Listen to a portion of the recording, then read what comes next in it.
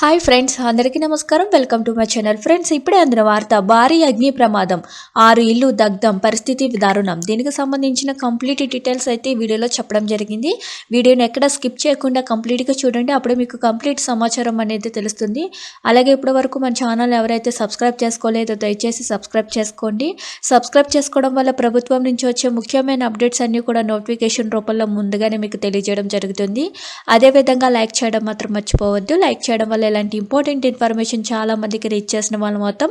ఇంకా లేట్ చేయకుండా వివరాల్లోకి అయితే వెళ్ళిపోదాం. అయినవిల్లి మండలం చింతలంక గ్రామంలో అగ్ని ప్రమాదం సంభవించింది.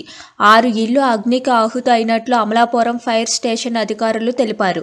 ఆస్తి నష్టం 8 నుంచి 10 లక్షల వరకు ఉంటుందని అంచనా వేశారు. సవరపు సుబ్బారావు, సవరపు నాగూరు, ముమ్మిడివారం వెంకట్రావు, సవరపు రత్నం, సవరపు సోమరాజు, కొల్లు దొర్గలకు చెందిన ఇళ్లు పూర్తిగా అగ్నికి ఆహుతి అయినట్లు పేర్కొన్నారు. విద్యుత్ స్తంభం వద్ద షార్ట్ సర్క్యూట్తో ప్రమాదం సంభవించిందని తెలుస్తుంది. స్తంభం ఒరిగిపోయి ప్రమాదకరంగా ఉందని విద్యుత్ శాఖ అధికారులకు ఎన్నిసార్లు చెప్పినా పట్టించుకోలేదని గ్రామస్తులు ఆరోపణ చేస్తున్నారు. కట్టుబట్టలతో సహా నగదు, విలువైన వస్తువులు కాలిపోవడంతో కన్నీరు మున్నీరవుతున్న కుటుంబాలను మాజీ సర్పంచ్ సామాఖ్య అధ్యక్షులు వెల్ల మనోహర్ గోపీనాథ్ ఆర్థిక సాయం అందజేశారు.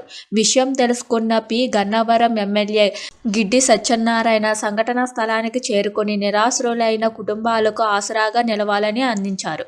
ఈ సంఘటన స్థలంలో ఎంపీడీఓ భీమరావు, తహసీల్దారు నాగలక్ష్మి, స్థానిక సర్పంచ్, పలువురు టీడీపీ, జనసేన శ్రేణులు పాల్గొన్నారు. Thank you for watching this video.